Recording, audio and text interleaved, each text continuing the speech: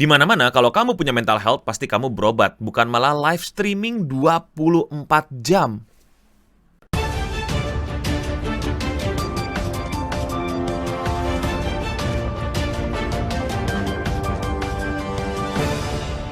Gue rasa konten warning untuk video kali ini udah sangat jelas ya, jadi langsung aja kita lanjut. Gue akan perkenalkan kalian ke sosok yang dulu gue suka banget nontonin, tapi sekarang gue udah unsubscribe. FuziTube atau Fuzi yang mungkin kalian gak pernah denger, tapi dia itu udah jadi konten kreator di YouTube semenjak 2011. Dulu konten-konten dia tuh bagus-bagus banget. Dia suka bikin sketch ala-ala kayak Ryan Higa, Smosh, dan Shane Dawson. Tapi perspektifnya berbeda, nggak cuman bawain komedi ala Amerika, tapi ditambahin bumbu bagaimana sih seorang minoritas Palestina Muslim yang tinggal di Amerika hidup di sana.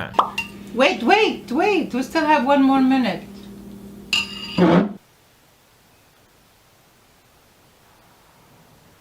Maka menurut gue di tahun 2011 dia memang konten kreator yang layak dapat banyak subscriber, dan dia pun subscribernya udah jutaan pada saat bikin konten-konten seperti itu. Tapi sayangnya konten-konten dia sekarang tuh isinya kayak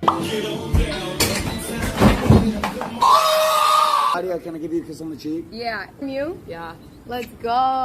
Enggak, ini bukan berarti gue ngalangin orang untuk ganti gaya hidup atau gimana, tapi gue simply nggak suka konten-konten dia yang seperti itu ya. Gue unsubscribe aja, nggak masalah dong. Tapi kalau kalian liatin video-video tadi, harusnya kalian sudah bisa menduga kalau orang ini ada masalah di sininya. Dan masalah-masalah yang ditimbulkan Fuzi dari tahun ke tahun tuh nggak 1-2 biji, udah banyak. Tiap tahun tuh ada aja masalahnya. Dari bikin fake prank, terus bikin fake drama sampai jadi drama beneran, dan puncaknya itu dia bikin konser tiba-tiba dan gagal. Aneh banget, tiba-tiba dalam waktu kurang dari sebulan, buset, konser kurang dari sebulan mau diadain, dia booking tempat, terus eventnya gratis, terus katanya ada Drake, ada Snoop Dogg mau datang, yang tentu saja mereka berdua nggak datang. Ditambah pada saat acara berlangsung ada ancaman duar katanya akan ada di situ, dan ya gagal konsernya. Ya penonton kecewa dong, penonton marah dong, walaupun gratis ya, ribuan orang udah datang ke situ, dan tiba-tiba dia pidato di depan banyak orang dengan kayak gini. I have bipolar and depression. That what you put into my head made me want to myself. Dari contoh ini udah makin kelihatan kan kalau emang di syaraf otak atau di dalam pikirannya tuh ada masalah. Bagusnya dia tuh sempet hiatus, sempet berhenti menjadi konten kreator, tapi tiba-tiba balik lagi, dan kali ini baliknya bukan jadi YouTuber tapi jadi streamer di Twitch. Orang ini masalah mentalnya belum selesai, dan dia malah mendedikasikan untuk live streaming 24 jam, subaton gitu-gitulah. Dan hasil konten-kontennya seperti apa? So he's doing everything himself. So he's letting it... I just got another fucking text. I'm done. I literally just said you're ruining my mental health, and what do? You text me. Kejadian kayak gini tuh bukan sekali 2 kali doang. Dia tuh sering banget bikin masalah. Ngebut-ngebutan di jalan, terus tiba-tiba pingsan, terus tiba-tiba entah kayak dia lupa ingatan atau gimana lah, entah pura-pura entah bener lah.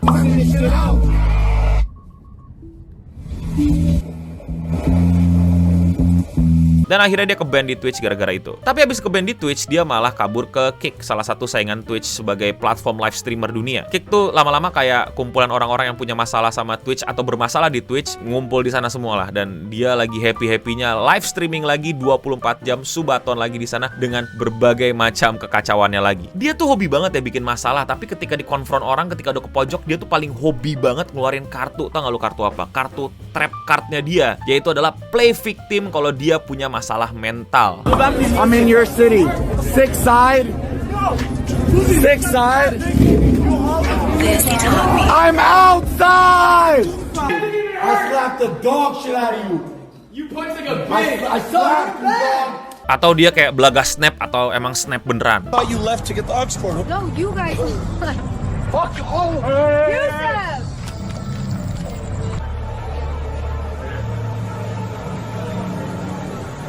Ini nggak sekali 2 kali, dia sering banget ngelakuin hal kayak gini. Bikin masalah mental health, bikin masalah playing victim, bikin masalah tolong gua, bantu gua punya masalah sama otak gua. Ya jangan live stream gak sih? Ke dokter, ke psikiater. Dugaan gua tuh dia emang pengen banget terkenal, pengen sukses dari konten-konten di internetnya, tapi gagal mulu. Dia tahu buat dia kunci sukses adalah drama, adalah kontroversi, adalah konflik. Makanya dia bikin drama, konflik, dan kontroversi mulu. Tapi dia itu gagal banget memonetisasi drama-drama dia. Nggak kayak Logan Paul atau Jake people yang bener-bener berhasil ngeduitin drama-drama yang dia lakuin, memonetisasi kemarahan-kemarahan netizen. Dia tuh banyak banget masalahnya, dia tuh banyak banget dramanya, tapi dia tuh nggak pernah senaik itu. Bahkan dia tuh juga udah pernah loh masa dia tobat dan jadi konten kreator baik, tau gak lo? Konten kreator, maaf ya, sok baik. Dengan cara ya apalagi kalau bukan bagi-bagi duit ke orang gitu dan dikontenin gitu. Ya nggak berhasil.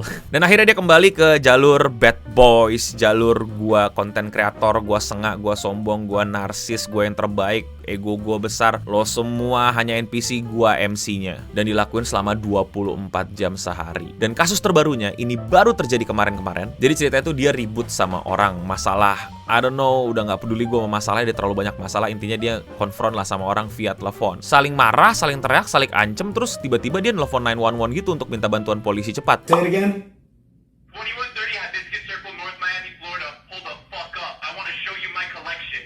Yo, I just got a text. Yo, how the fuck is your management even let this happen to you? Dia tiba-tiba kayak halu dan bilang ke polisi kalau dia itu lagi ditodong senjata sama orang. Yang dimana kita bisa lihat di situ kalau dia nggak ditodong siapa-siapa dan dia kayak nggak tahu, kayak aneh aja, kayak ngehalu. Bahkan teman-teman di sekitarnya tuh udah bilang, woi tenang, lu kenapa, tenang, woi jangan lakuin ini. Tapi dia malah tetap nelfon polisi dan malah minta bantuan. Ya tentu saja kalau lu telepon 911, polisi bakal datang dan berusaha untuk menyelesaikan situasi. There's a gun to my head right now. There's a gun to my head. Help, ma'am, he left. Ma'am, he left. There's a gun to my head. Help, get them. Help, ma'am. Dan polisi datang dan mana nih yang ngancem lu? Mana nih yang nodongin senjata ke lu? Nggak ada. I'm literally dumb as fuck. Oh, yeah. Hey, record this. Security, come in here now.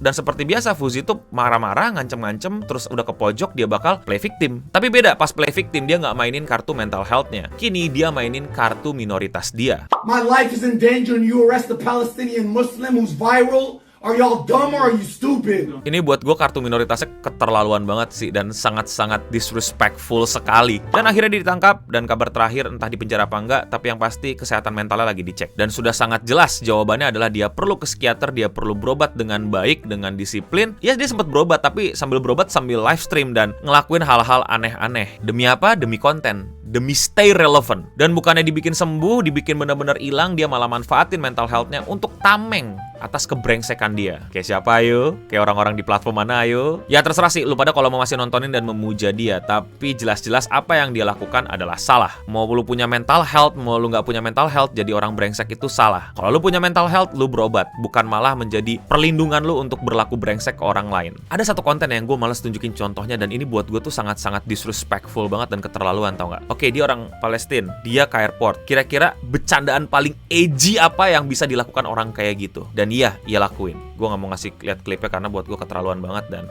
sangat-sangat disrespectful. Dan iya, dia ngelakuin itu teriak-teriak sambil live stream. Dan seperti yang kita tahu, dia menggunakan title Palestina dia bukan hanya untuk bercandaan-bercandaan edgy-nya, tapi juga untuk belas kasihan. Kesian banget orang-orang Palestina yang benar-benar membutuhkan bantuan, dan orang ini malah pakai kartu Palestinanya udah kayak spam skill di Dota, bristleback terus gitu loh. Dan kalian sadar kan, ini semua dia lakuin untuk stay relevant, untuk menjadi terkenal, untuk semakin terkenal, tapi nggak terkenal. Dan lihat sehancur apa dia sekarang. Money, fame, and algorithm can really mess you up, my friend. Ini jadi pengingat buat gua dan kalian semua untuk ya kerja sih.